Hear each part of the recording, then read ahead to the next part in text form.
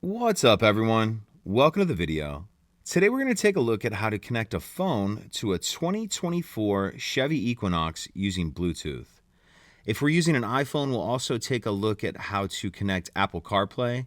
And I am going to be demonstrating this on an iPhone, but other phones would be similar. The first thing I'm going to do is go into my phone's settings, open the Bluetooth menu, and just make sure your Bluetooth is on. Now taking a look at our center screen, I'm going to come over here on the bottom menu right here and click the phone icon. That's going to take me to this screen. From here, I'll click Connect Phone. Then from here, I'll click Add Phone. Now I'm going to grab my phone and the available devices. It should pop up as My Chevrolet. Go ahead and click on that.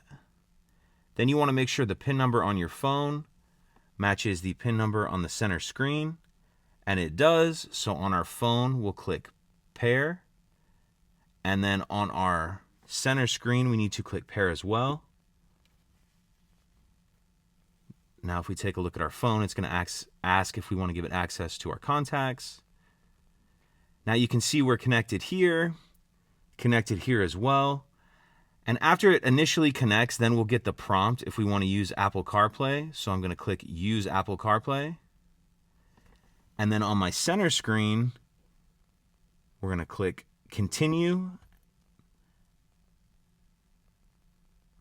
And now we're connected to Apple CarPlay as well.